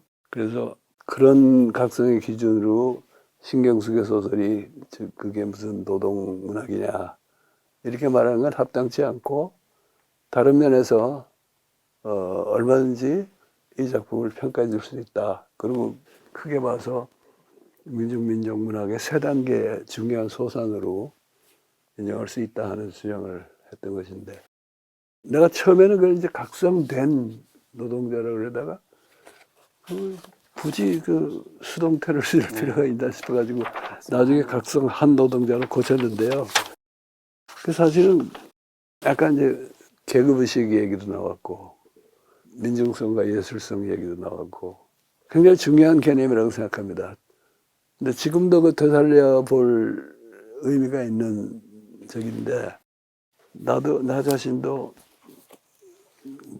뭐 네가 뭐 노동 현장 얼마나 한다고 각성한 노동자 문을 하느냐 이런 소리도 듣기 싫고, 그래서 한동안 이야기를 안 하고 있다가 2000년대의 한국 문학을 위한 단상이라는 글을 쓴 게 있습니다. 여기에 현 시점에서 우리가 좀 곱씹어 볼 만한 그 문제가 있다고 생각이 돼서 해당 부분을 좀 읽으렵니다. 민중의 각성을 얘기하면서 80년대식 선진 노동자가 요구하던 노동해방문학이나 민중적 민족문학보다는 본격적 장편문학을 위시한 좀 더 다양하고 풍성한 예술적 성취를 택하리라는, 이 각성된 노동자라면 예술의 성취를 택하리라는 주장은 지금 돌이켜보건대 평범한 상식에 가깝다, 그렇게 주장했어요.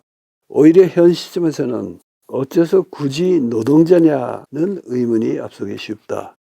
여기서 중요한 것이 문자 그대로 전 지구적인 시각이다. 세계화가 진행되는 오늘의 세계는 어느 특정 지역, 예컨대 구미 선진국이나 동아시아의 일부에서의 시야를 국한했을 때보다도 빈부의 격차가 현저히 확대가 돼가는 세계이며, 그것도 국지적인 예외가 있지만 주로 노동하는 사람들이 가난해지고 놀고 먹거나 있는 돈을 놀리고 사는 사람들이 부유해지는 세상인 것이다. 노동자의 눈은 두말할 나위 없이 이런 세상이 부당하며 극복돼야 함을 꿰뚫어 본다. 나아가 지식사회가 되고 정보사회가 된다고 해서 노동이 근절될 수 없으며 되어서도 안 됨을 인식한다. 물론 이런 인식이 누구에게나 저절로 생겨나는 것은 아니다. 노동이 근절될 수 없다는 인식은 한편으로 정부가 이 과정에서 얼마나 많은 굳은 일이 세계의 다른 지역이나 국내의 외국인 노동자 등 눈에 덜 띄는 영역으로 옮겨지고 있는지에 대한 통찰을 요하며, 다른 한편으로 정보와의 진전이 자본주의로 진행될 때 정보와 인간 노동의 분리 또한 위험 수준을 초과하여 인류의 다수가 부적격품으로 폐기 처분되는 문명 괴멸의 날이 올 수 있다는 위기 감각도 필요하다. 다시 말해 각성한 노동자의 눈은 근대 세계체제의 현행 세계화 과정에 대한 발본적 대안을 제시하는 입장을 뜻한다. 그러나 섣부른 계급운동으로 치닫는 것은 참다운 각성과 거리가 멀다. 온전한 의미의 노동자 계급은 세계 경제를 단위로 해서만 논할 수 있고, 그 차원에서는 아직도 형성 중인 계급인 만큼 초점을 좀 더 광범위한 민중에 두는 운동 노선이야말로 각성한 노동자의 당연한 선택이다. 더구나 한반도의 경우는 분단체제의 존재로 인해 일국 단위 계급운동의 효용성이 더욱 불투명한 만큼 국민 대중의 폭넓게 호소하는 중도적 내부 개혁 및 분단체제 극복운동이 요구되는 것이다. 그렇다고 이것을 일시적인 연합전선으로만 볼 일은 아니다. 정보가 진행될수록 노동자와 기술자를 겸한 인구가 늘어나기 마련이며, 자본의 규모가 커질수록 진정한 노동계급은 항산이 없어 항심도 결한 적빈자 집단이 아니라 가진 것이 아주 없지 않으면서 항심을 잃을 정도로 많지도 않은, 동시에 궁핍화의 위협을 무엇보다 항심에 대한 위협으로 인식하고 저항하는 층으로 구성된다. 다시 말해 계급운동론자들에 의해 흔히 전략상의 연합체로만 인식되는 민중이 실은 목화 형성 중인 전지구의 노동계급의 실체인 것이며, 이들의 전면적 산업 노동자화나 절대 빈곤화가 아니라 오히려 노동하는 인간으로서의 자기인식을 수반하는 지식화의 실력 배상이 해방의 관건인 것이다. 잘 썼잖아요. 네. 박수를 치고 싶게만.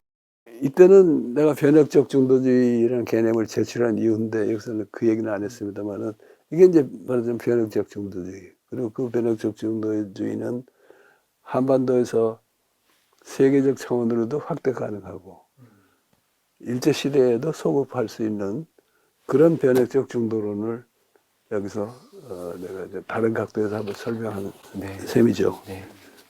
마지막 질문을 드리고자 합니다. 98년에 좌담에서 이전의 맥락을 이제 반추하시면서 4.19부터 6월 항쟁까지의 약 30년을 하나의 단계로 생각할 수 있다면 87년부터 그 뒤 20-30년을 또 하나의 단계로 잡아보면 어떻겠냐, 그런 제안을 하셨습니다. 제가 그 말씀을 들으니까 조금 단순하게 대입한 것이긴 하지만 87년으로부터 30년 뒤인 2016, 17년에 촛불혁명이라는 대사건이 있었던 것을 떠올려 보게 됐습니다.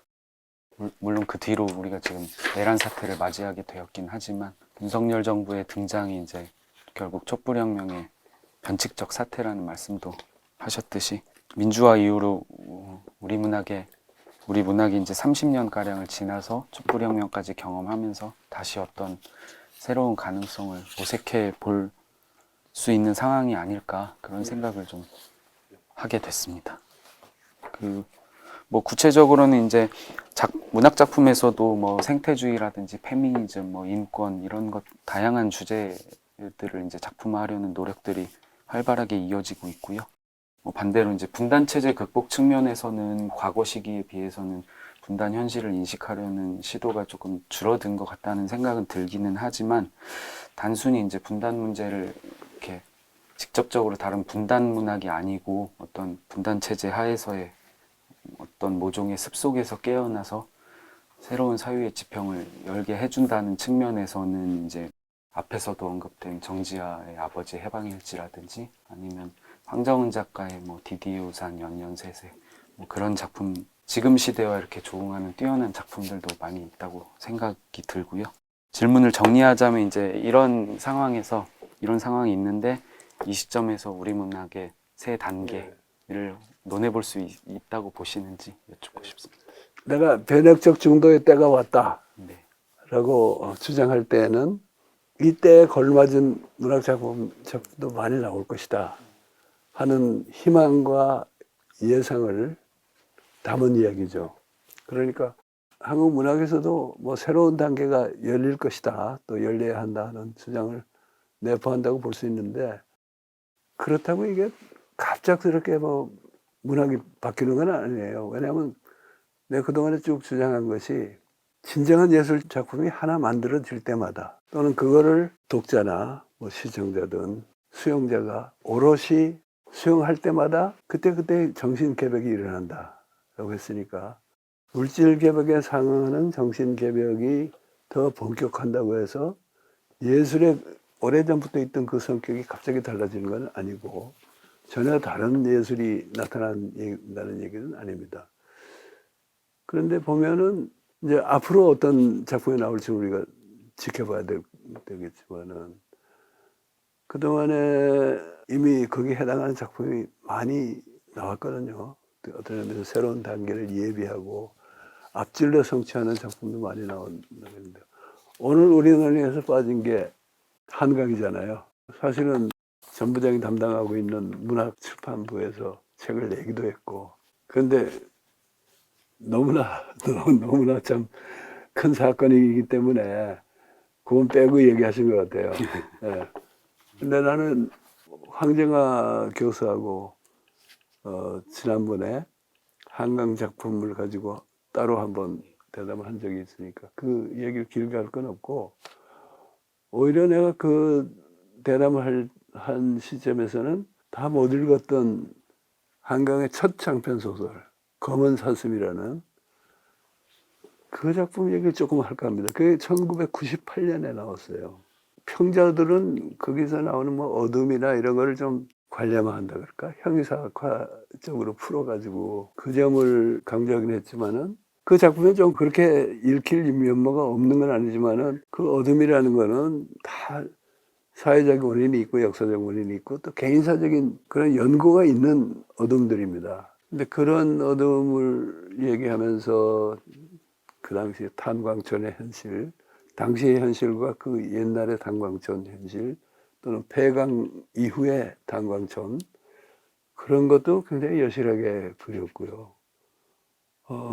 어쨌든 내가 이 작품을 먼저 더 빨리 읽었더라면은 90년대 리얼리즘 문학의 중요한 성취를 하나를 꼽았을 거예요. 외딴방이나 이제 외딴방만큼에 비하면 아무래도 첫 장편이라서 좀 미숙한 면도 있지만은 그 이제 한강 작품 당연히 있고 지난해 만해문학상을 탄 권영선의 각각에게 그런 작품집도 참 훌륭한 적이고, 그리고 최근에 김금희 장편 소설 있잖아요.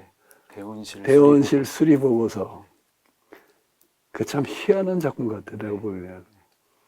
왜냐면 그 제목도 이게 무슨 소설 제목 같지 않고 보고서라고 돼 있는데 그 안에 보면은 보고서의 면도 있고 또 실제로 있었던 보고서를 재생해서 전해주는 것도 있고 또 자기가 쓰는 보고서 얘기도 있고 그런데 내가 희한하다고 얘기하는 거는 처음부터 야, 이게 무슨 소설이 될까? 얼마나 재밌는 소설이 될까? 하는 생각이 한편에 있으면서도 계속 읽게 돼요. 근데 다 읽고 나면은 이게 진짜 소설로 갖출 거 다 갖췄어요. 반전도 있고 뭐 다도 있고. 그래서 야, 이건 참 보통 작가가 독자가 그런 의문을 가질 거라는 걸 알면서도 끄떡도 않고 자기식으로 쭉 끌고 나가가지고 훌륭한 장편 소설을 만들어내는 것. 이건 나름으로 이거 굉장한 독창적인 능력이다 하는 생각이 들었고요. 또 기존의 훌륭한 작가 중에 이제 황석영 선생 지금 우리가 새로운 작품 기대하고 있고 현기영 선생 얘기를 미처 못했지만은 나이 80에 제주도다라는 세 권짜리 아주 참 굉장한 장편을 써냈는데 80세에 긴 글을 썼다는 것도 물론 개인적으로 대견하지만 그게 아니라 훌륭한 작품이잖아요. 제주도 얘기라고 하면은 요즘은 한강에 작별하지 않는다를 먼저 생각하게 되는데 전혀 다른 타입의 제주도 얘기거든요. 그래서 이건 뭐 한강은 한강대로, 현기는 현기대로 굉장한 우리 문학의 성취라고 생각이 되고 또 아까 외딴방 얘기하고만 했습니다마는 신경숙도 그 후에 외딴방만큼 이렇게 평가를 받지는 못했지만은 팔리기는 훨씬 많이 팔린 엄마를 부탁해도 있었고 그 후에 개인적인 여러 가지 시련을 겪고 나서 다시 집필을 시작하면서 아버지에게 갔었어라는 작품 썼죠. 내가 아까 잠깐 언급했죠. 그리고 최근에는 밤의 5번째 모서리인가? 중편 하나 상비 개간제 발표했는데 그런 걸 봐도 신경숙은 그 사이에도 훌륭한 작품을 많이 썼지만은 우리가 정말 새로운 단계의 한국 문학을 열어간다고 할 때 중요한 역할을 할 작가 중에 하나라고 생각합니다.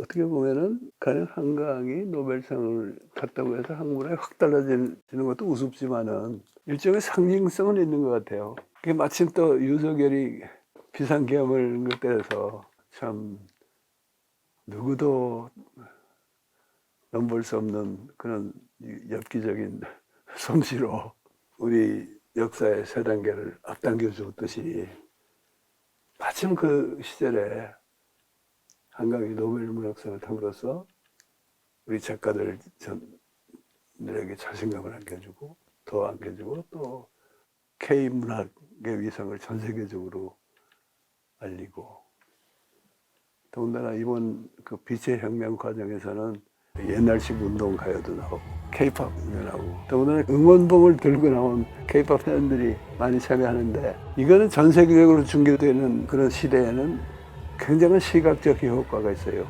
멋모르고 K-팝만 좋아하던 사람들도 야 K-팝이라는 게 진짜 이런 거로구나.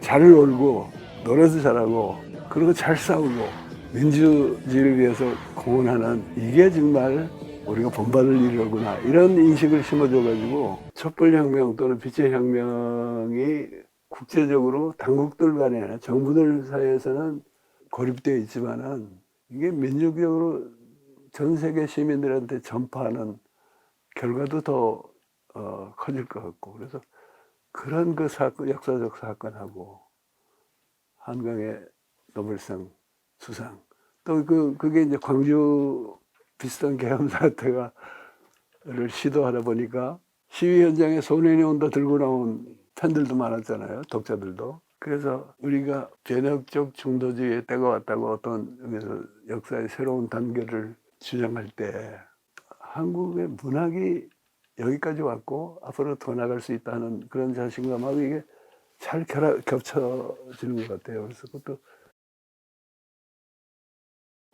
한강 씨 자신의 뭐 개인적인 영이라든가 한국 문학의 그래서 경사만이 아니고 그러니까 이게 우리 역사 전체에 시사해주고 힘을 주는 면이 있지 않은가 그렇게 생각합니다. 한강 작가 작품에 대해서는 이제 황정화 선생님이랑 대화를 나누셨기 때문에 일부러 조금 자제한 측면은 있고요. 시간 관계상 언급하지 못한 훌륭한 작품들이 무척 많은데 선생님께서 또 더 거론을 해주셔서 좋은 것 같습니다. 선생님 예전 글들 읽으면은 종종 좀 저는 놀라게 될 때가 있거든요. 아, 이때 이미 이런 말씀을 하셨구나.